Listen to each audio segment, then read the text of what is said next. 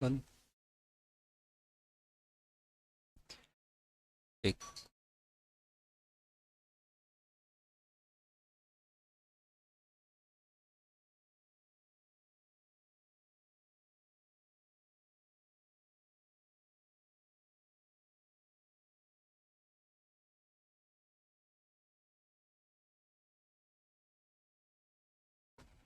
Hello.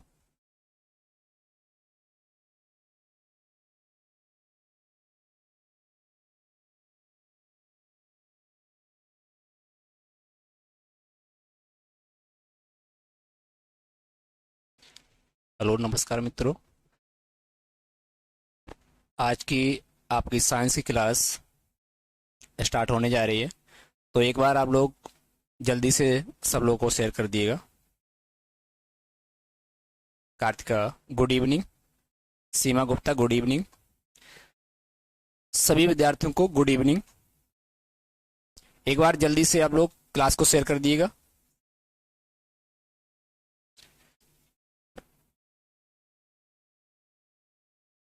आज का विषय है जैव विकास के प्रमाण।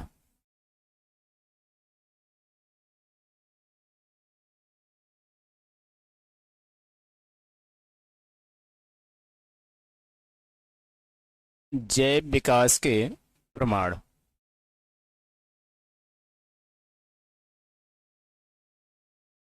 जैव विकास के प्रमाण।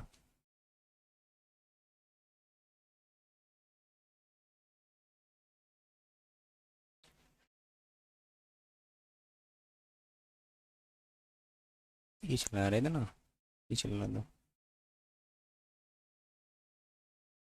यहाँ यहाँ पे ज्यादा लगा दो।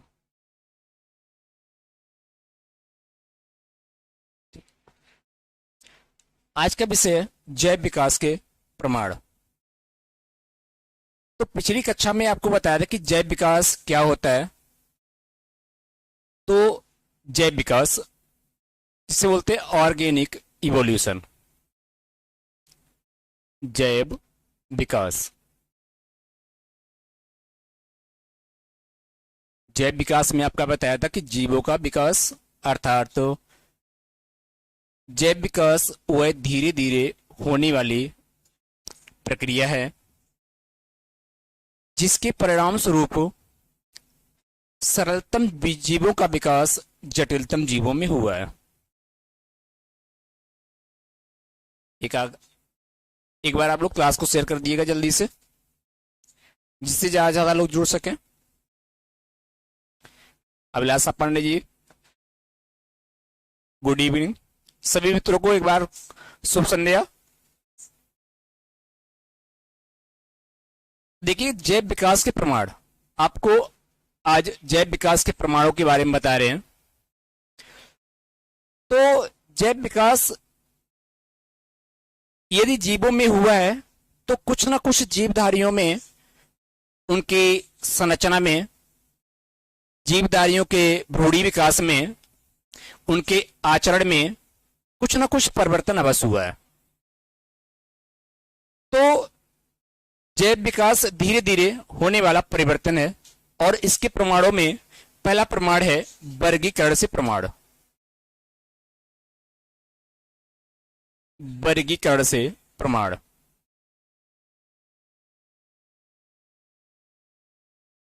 वर्गीकरण से प्रमाण।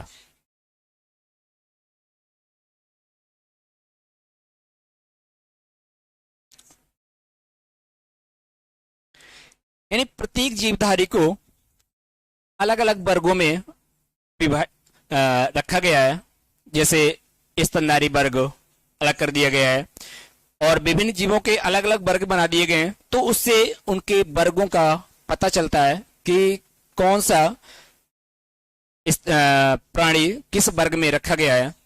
तो उनके इससे जैव विकास का पता चलता है कि जीवों का विकास किस वर्ग में या किस समूह से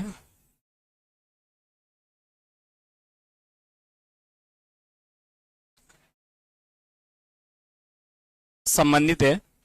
और दूसरा इसमें आपका प्रमाण आता है तुलनात्मक शरीर रचना से प्रमाण। तुलनात्मक शरीर रचना से प्रमाण। तुलनात्मक शरीर रचना से प्रमाण।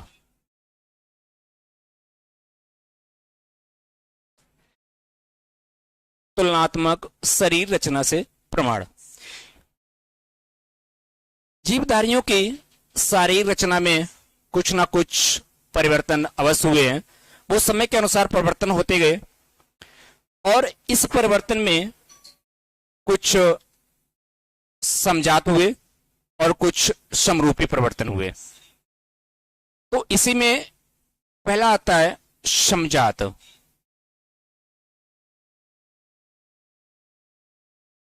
समजात अंग।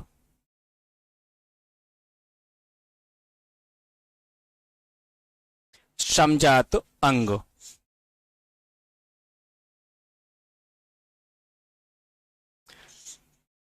समजात अंग वे अंग होते हैं जिनकी उत्पत्ति एवं मूल रचना समान होती है, किंतु इनके कार्यों में भिन्नता होती है। इनके कार्यों में भिन्नता होती है। ये सन 1843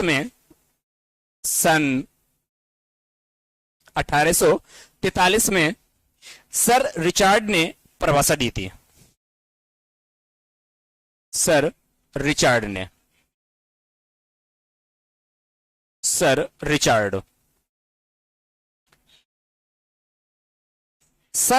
ने बताया था कि समजात अंग वे अंग होते हैं जिसमें जीवधारियों की उत्पत्ति एवं मूल रचना में समानता होती है और उनके कार्यों में भिन्नता होती है।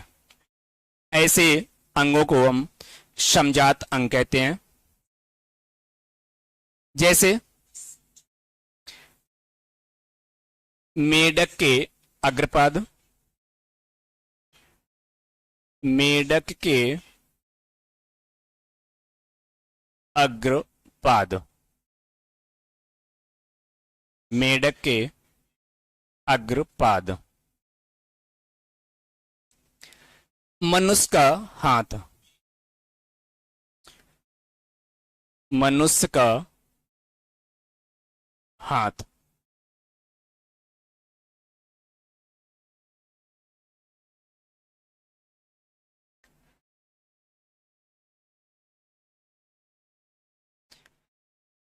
अगला आपका है घोड़े की अगली टांग। घोड़े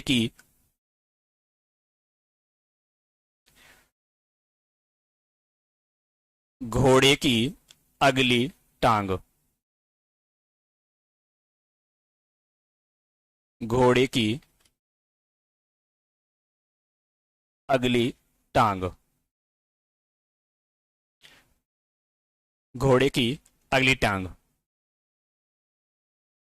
तथा इसमें आगे आता है एक चमगादड़ के पंख। चमगादड़ के पंख।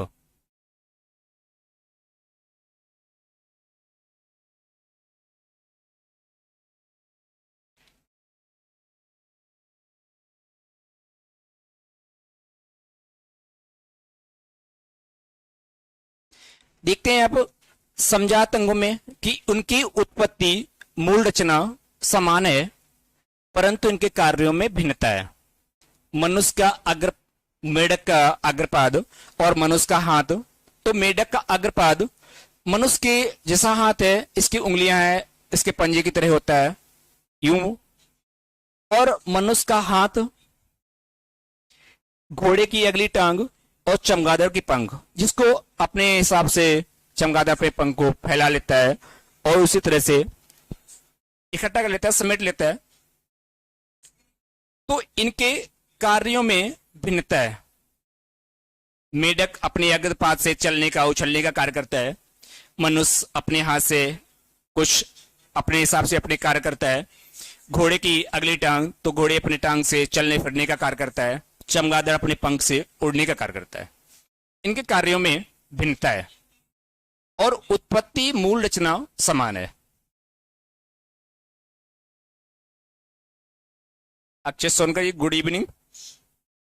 एक बार आप लोग क्लास को शेयर कर दिएगा, जल्दी से क्लास को शेयर करिएगा।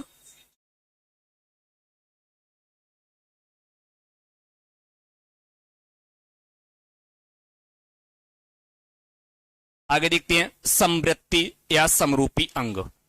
दूसरा आपका इसी में आता है समवृत्ति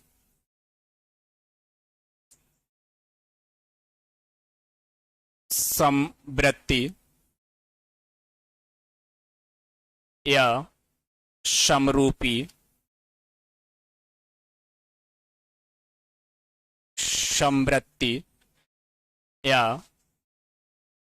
या समरूपी अंग।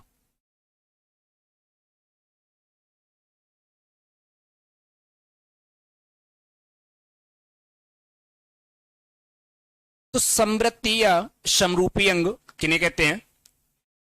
तो समरूपी या समवृत्ति अंग वे अंग होते हैं जिनकी उत्पत्ति एवं मूल रचना भिन्न होती है तथा कार्यों में समानता होती है। जिनकी उत्पत्ति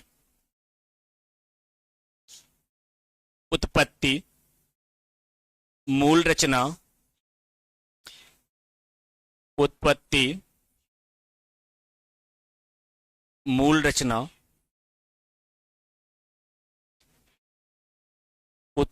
मूल रचना में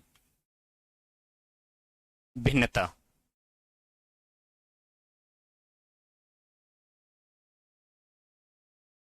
और कार्यों में समानता होती है। कार्यों में समानता।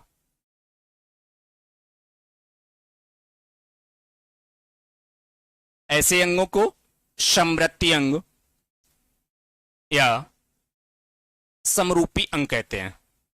जैसे कीट के पंख,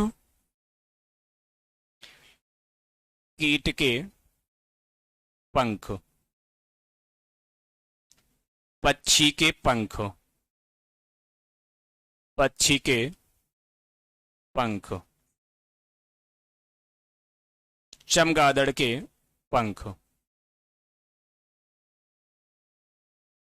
चमगादड़ के पंख,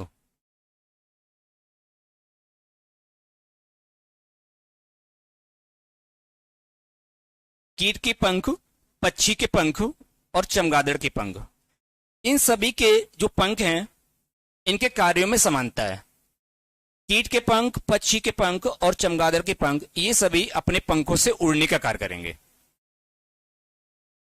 जबकि इनकी उत्पत्ति को देखा जाए, इनकी बनावट को देखा जाए, संरचना को देखा जाए तो सब में भिन्नता है।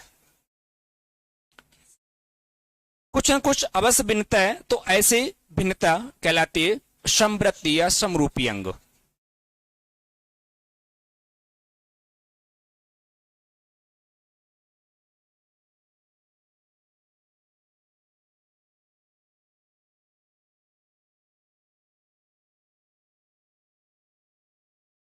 आइए देखते हैं जैव विकास का अगला प्रमाण।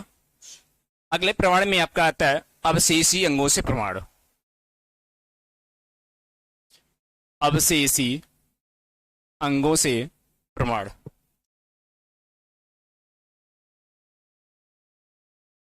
अवशेषी अंगों से प्रमाण।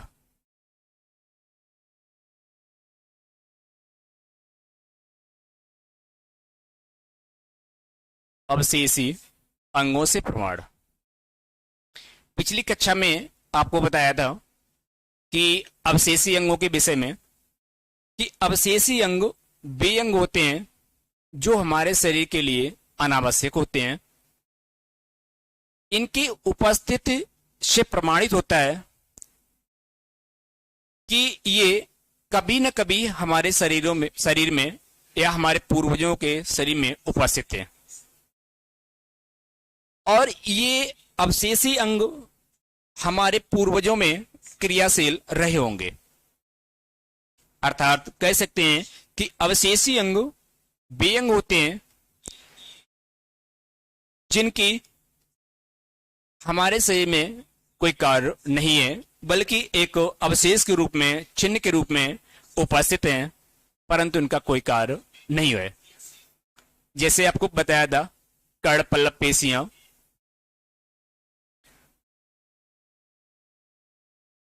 कर्ण पल्लव पेशियां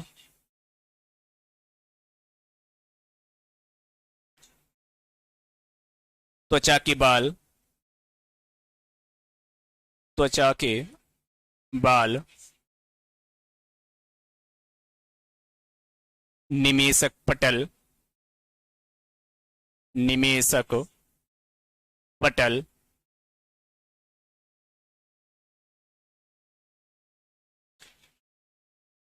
कर्ण पल्लव पेशियां, त्वचा के बाल, निमेषक पटल, क्रम रूप पर। इसके अतिरिक्त हुआ अक्ल दाढ़, अक्ल दाढ़।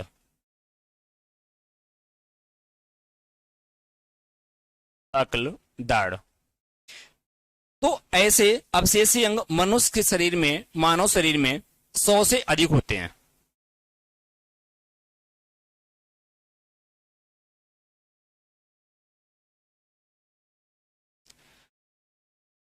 तो 100 से अधिक मनुष्य के शरीर में अवशेषी अंग हैं। देखिए क्रम रूप प्रोसेस का, यानी हमारे जंतुओं में जैसे गाय, भैंस, खरगोश आदि जंतुओं में सेलुलोज का पाचन इस सीकम में होता है, किंतु मनुष्य में इस भोजन का पाचन या सेलुलोज का पाचन क्रम रूप परिशिष्टा में होता है। लेकिन धीरे धीरे यहां पर सेलुलोज का पाचन समाप्त हो गया।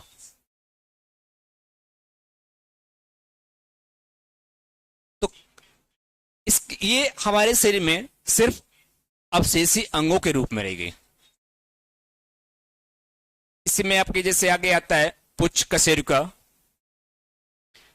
पुच्छ कशेरुका, पुच्छ कशेरुका। पुच्छ कशेरुका भी ये अवशेषी अंगों के रूप में नवजात शिशुओं में आपको चार कुछ हल्की संरचनाएं, थोड़ी संरचनाएं दिखाई पड़ती हैं जो पुच्छ कशेरुका को प्रमाणित करती हैं। तो ये भी अवशेषी अंग के रूप में उपस्थित है, परंतु इनका कोई कार्य नहीं होता है। आइए अगला प्रमाण देखते हैं।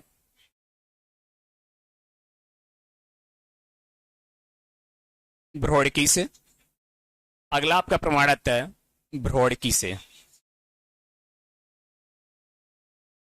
भ्रौणकी से, भ्रौणकी से जैव विकास के प्रमाण, जैव विकास के प्रमाण, जैव विकास के प्रमाण।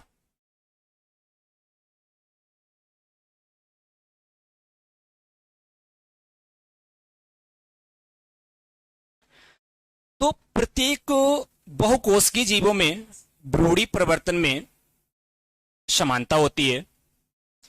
जितनी भी बहुकोशिकीय जीव है, इनकी प्रथम जो अवस्था होती है, भ्रूण की अवस्था होती है, इसमें समानता होती है।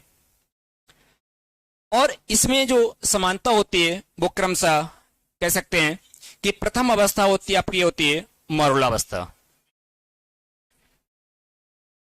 मॉरुला अवस्था।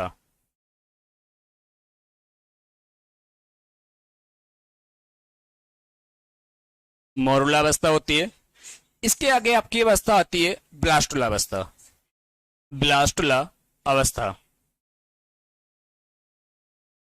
ब्लास्टुला अवस्था।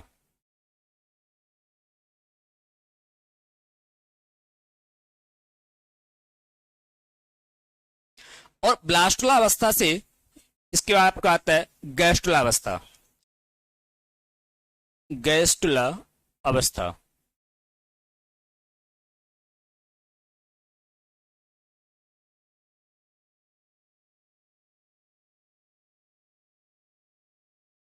मोरुलावस्था, ग्लास्टुलावस्था, सॉरी ब्लास्टुलावस्था, और इसके बाद में आपकी आती है गैस्ट्रुलावस्था। तो इन अवस्थाओं में जीवों के भ्रूण का विकास होता है। तो जितने भी बहुकोशिकीय जीव हैं उनके भ्रूण में परिवर्तन में समानता होती है। जैसे प्रारंभ में भ्रूण में समानता जो होती है, प्रारंभ में भ्रूणों में समानता, जैसे कुछ जीव हैं उनके भ्रूणों में प्रारंभ में समानता होती है, भ्रूण में समानता होती है। जैसे मछली, सैलामेंडर, कछुआ, पक्षी, जैसे आपका आता है मछली,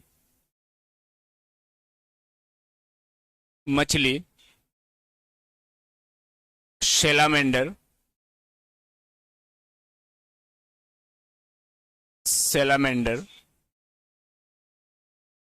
कछुआ,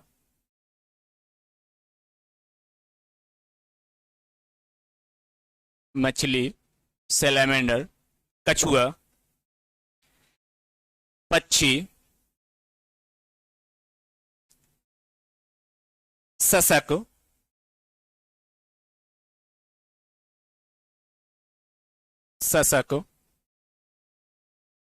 और वह मनुष्य।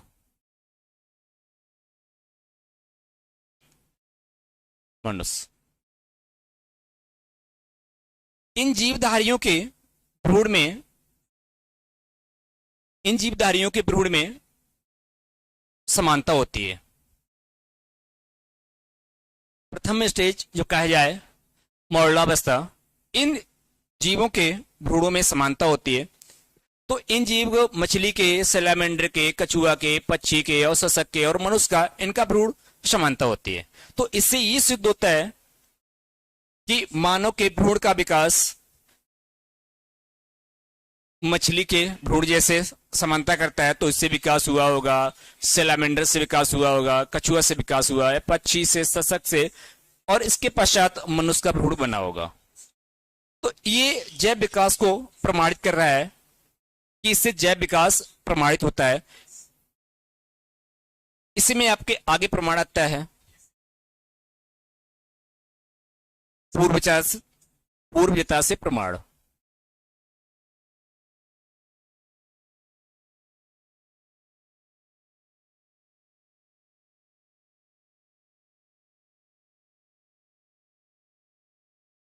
पूर्वजता से प्रमाण।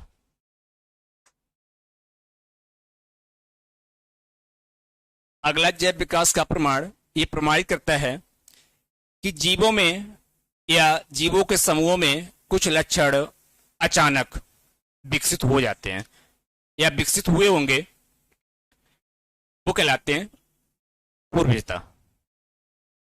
अर्थात कुछ जीवधारियों में, कुछ जीवों में, समूहों में, जीवधारियों के समूहों में जो लक्षण होते हैं वो अचानक विकसित हो जाते हैं, और ऐसे लक्षणों को उनके पूर्वजों में पहले पाए जाते थे। जो लक्षण अचानक, जो लक्षण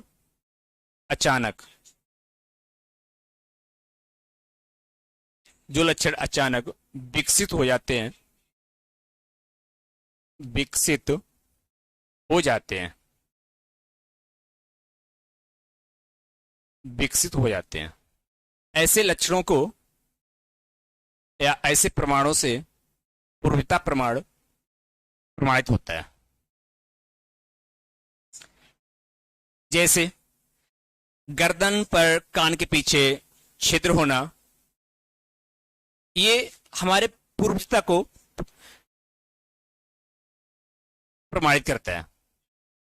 ये कौन सा आपका पांचवा प्रमाण होगा, खैर जो भी हो अपना याद रखना।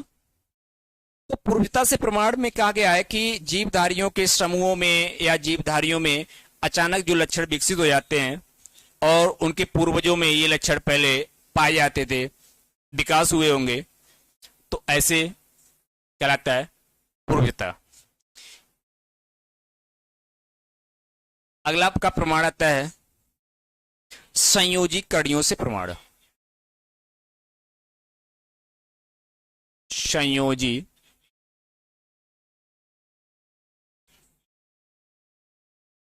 संयोजी कड़ियों से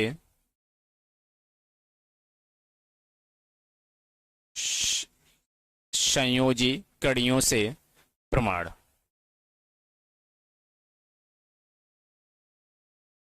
संयोजी कड़ियों से प्रमाण जिसे बोलते हैं कनेक्टिंग लिंक्स। तो ऐसे जीव जिनमें दो वर्गों के जीवों के लक्षण पाए जाते हैं, ऐसे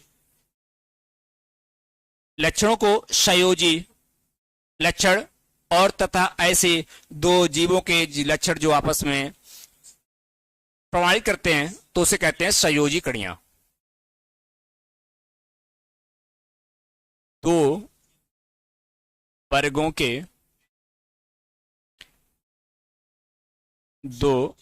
के जीवों के लक्षण, दो वर्गों के जीवों के लक्षण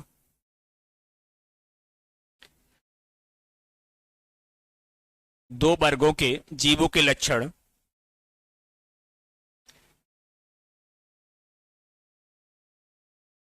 के बीच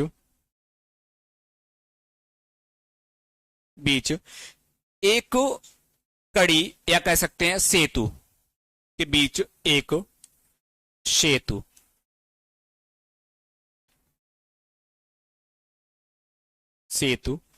या कह सकते हैं कड़ी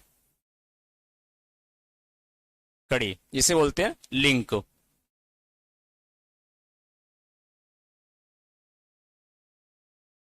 का कार्य करते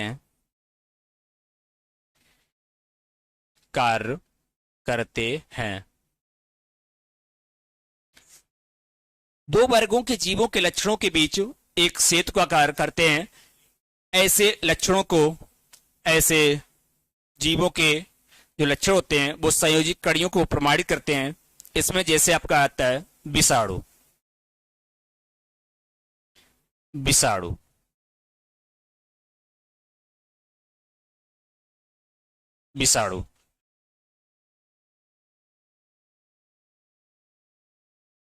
आपका विषाणु यानी वायरस, इसमें जो दो विभिन्न जीवों के लिए जो लक्षण है, इसमें निर्जीव और सजीव,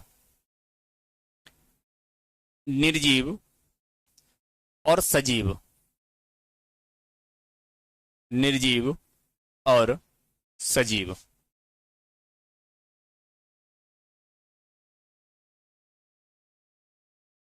निर्जीव जीवों और सजीव जीवों के बीच की जो कड़ी है, तो दोनों के लक्षण किससे पाए जाते हैं? विषाणु में पाए जाते हैं। ठीक है, तो निर्जीव और सजीव के बीच की जो कड़ी है उसे बोलते हैं विषाणु। तो विषाणु में निर्जीवों के भी लक्षण और सजीवों के लक्षण पाए जाते हैं।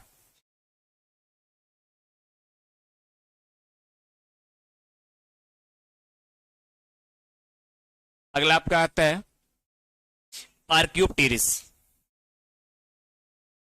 आर्कियोप्टेरिक्स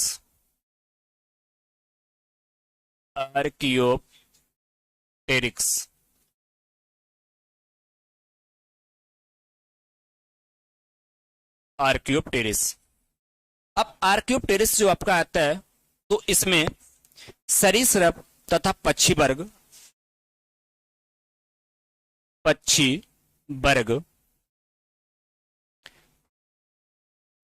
एवं सरीसृप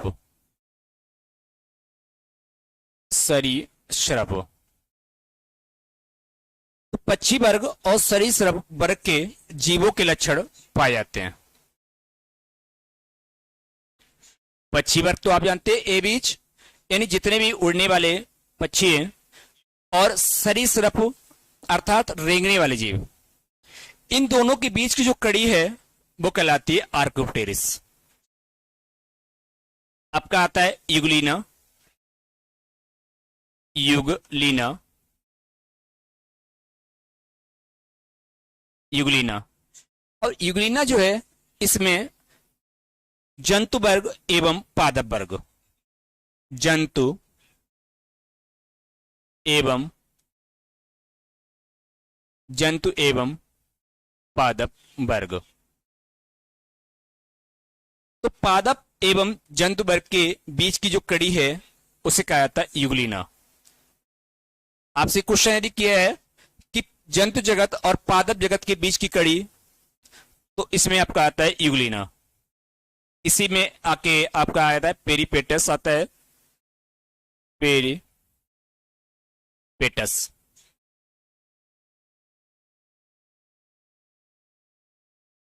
पेरिपेटस।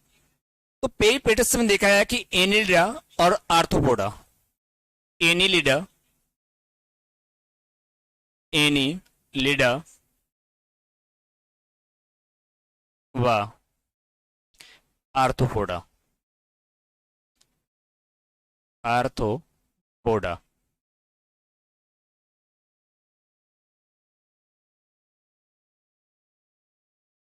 एनिलिडा व आर्थ्रोपोडा संघ के जो जंतु हैं इनके बीच की कड़ी को पेरिपेटस कहा जाता है। अब एनिलिडा संघ के आपके जंतु आप लोग जानते होंगे कि एनिलिडा संघ के जो जंतु होते हैं इनका शरीर अत्यंत कोमल होता है और इनका शरीर 3 भागों में बटा होता है।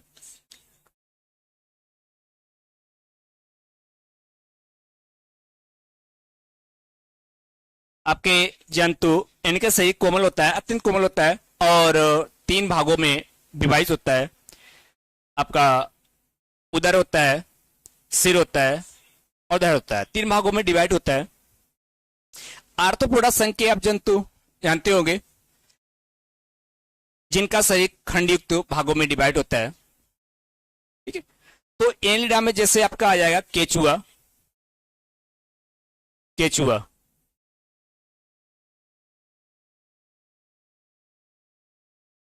केचुआ हुआ, आपका नेरिस हुआ। ठीक है, ये आपके एनिलिडा संघ के जंतु हैं। आर्थ्रोपोडा में जैसे आपका काकरोच हुआ, काकरोच, तिलचट्टा, तिलचट्टा। तो एनिलिडा और आर्थ्रोपोडा संघ के जंतुओं के जो लक्षण हैं वो पेरिपेटस।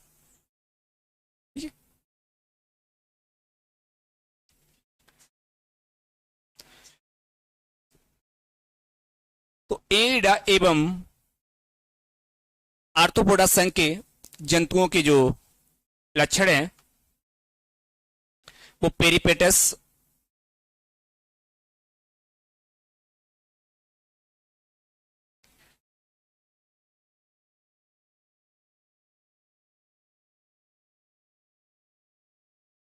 आइए देखते हैं इसमें कुछ संबंधित आपके क्वेश्चन।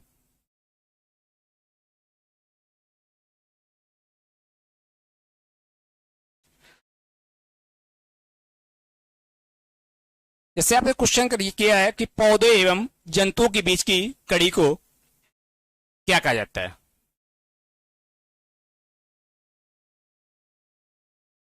पहला आपका क्वेश्चन है कि पौधों एवं जंतुओं के, आप लोग क्वेश्चन का आंसर दीजिएगा, पौधों एवं जंतुओं के बीच की कड़ी को क्या कहा जाता है। पौधों एवं जंतुओं के बीच की कड़ी को क्या कहा जाता है। तो आपके पास जैसे ऑप्शन में आपका होगा virus, euglena, virus, euglena, virus, euglena. अगला ऑप्शन में आपके अमीबा, ये आपका हुआ बी। सी ऑप्शन में आपका आता है अमीबा।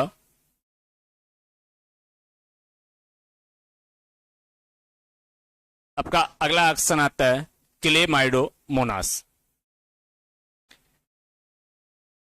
क्लेमाइडोमोनास। क्लेमाइडोमोनास,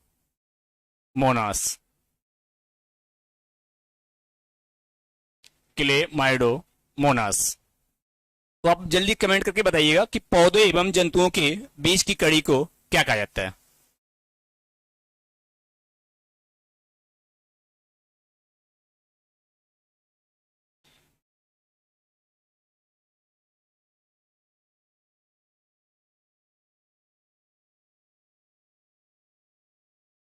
जल्दी से कमेंट कीजिएगा आप लोग। तो पौधों एवं जंतुओं के बीच की कड़ी को क्या कहा जाता है? यूग्लिना। कुछ बच्चों का कमेंट्स आ रहा है यूग्लिना। तो आप लोग बताइएगा वायरस यानी विषाणु, इसमें किन जीवों के बीच की कड़ी को कहा जाएगा? जल्दी से कमेंट्स कीजिएगा, हम आपके कमेंट्स देख रहे हैं।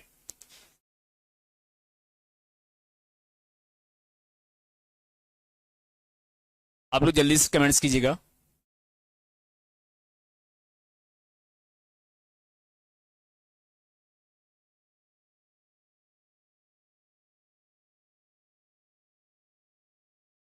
अगला आपका क्वेश्चन है इसी में से, समरूपी अंग होते हैं, समरूपी अंग होते हैं।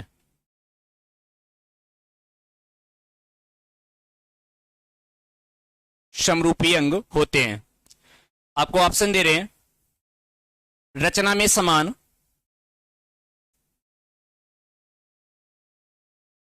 रचना में समान,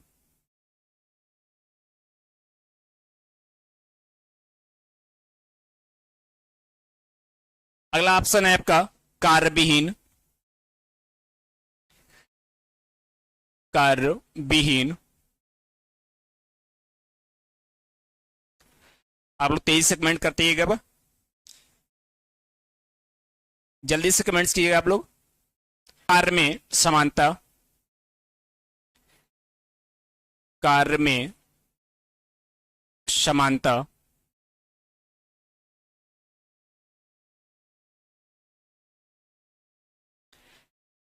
अगला ऑप्शन है आपका कर्म एवं रचना दोनों में समान,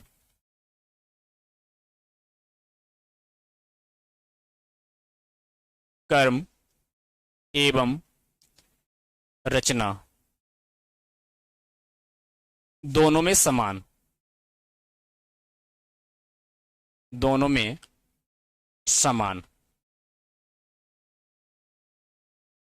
तो आप लोग बताइएगा भाई, समरूपी अंग होते हैं, समरूपी जिन्हें कहते हैं समवर्ती अंग।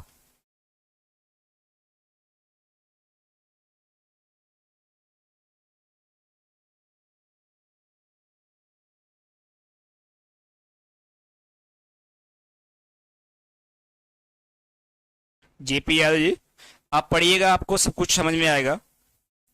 ऐसा नहीं है कि आपको समझ नहीं आएगा।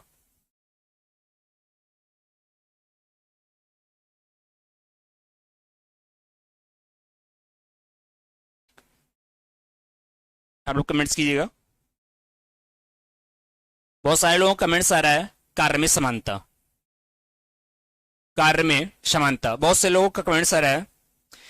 तो आप लोग समरूपी अंग जिसे बोलते हैं समवर्ती अंग, आपने पढ़ा होगा कि समवर्ती अंग वे अंग होते हैं जिनके कार्यों में समानता होती है, उत्पत्ति एवं मूल रचना में भिन्नता होती है। आपने पढ़ा है।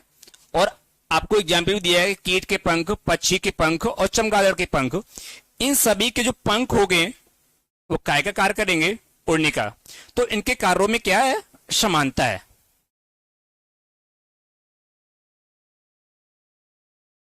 अगला क्वेश्चन आप लोग बताइएगा,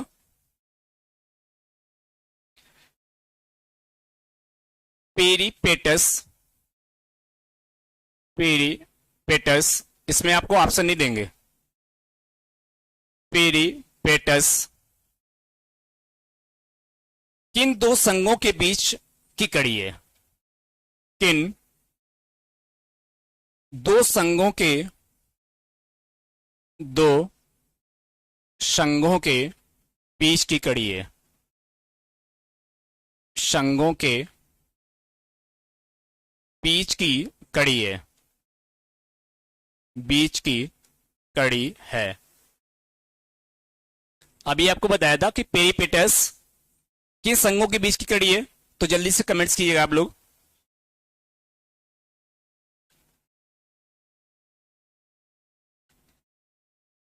राजपूत विशाल सिंह, आपका गलत कैसे हुआ भाई? जी, राजपूत विशाल सिंह आर्थ्रोपोडा एवं एनिडा बता रहे हैं। सालू रावत एनिडा एवं आर्थ्रोपोडा। जी आगे बताइएगा, सब लोग कमेंट्स कीजिएगा जल्दी से। आप लोग इसका कमेंट्स कीजिएगा, तब तक मैं क्वेश्चन दूसरा लिख देता हूं। आपका अगला क्वेश्चन है, एनिलिडा एवं मोलस्का के बीच की कड़ी किसे कहते हैं? एनिलिडा, एनिलिडा, एनिलिडा एवं मोलस्का एवं मोलस्का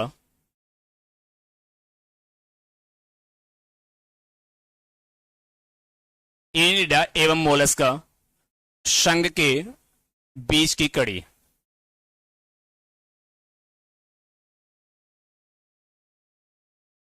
एनिलिडा एवं मोलस्का संघ के बीच की कड़ी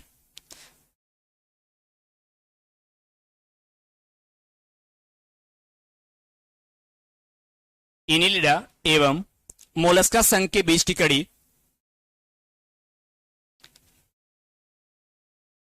आप लोग बता दें, मोलस्का संघ के जो जंतु होते हैं इनका शरीर अत्यंत कोमल होता है, परंतु एक कठोर कवच के अंदर बंद होता है।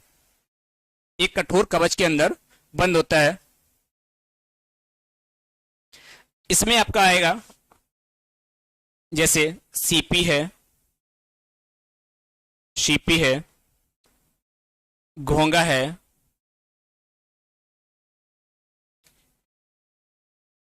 कौड़िया है,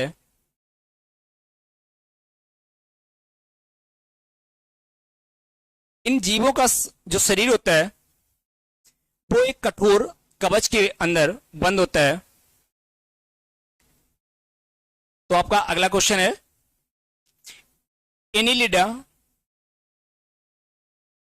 एनिलिडा एवं मोलस्का संघ के बीच की कड़ी क्या है?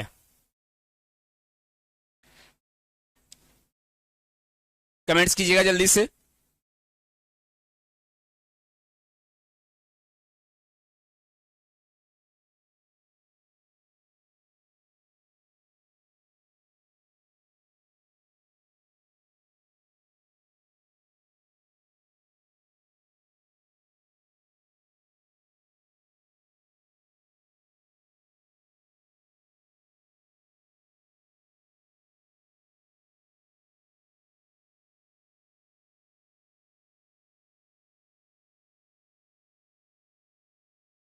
इसे बोलते हैं नियोप्लीना।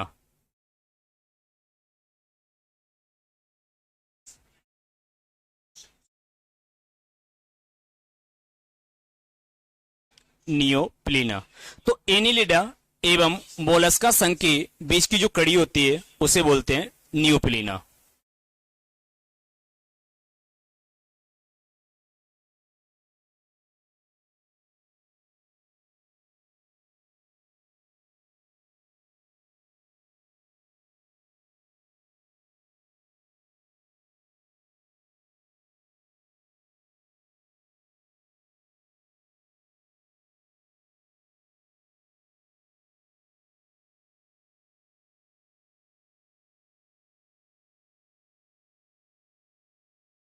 आपने आप लोगों ने बहुत सारे क्वेश्चन के आंसर दिए।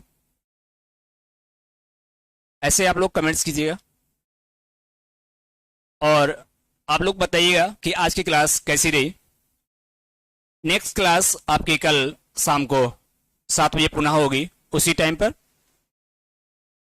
और आप लोग कमेंट्स करके बताइएगा कि क्लास कैसी रही और इसे और बेहतर बनाने के लिए अपने सुझाव आप अवश्य दीजिएगा। धन्यवाद।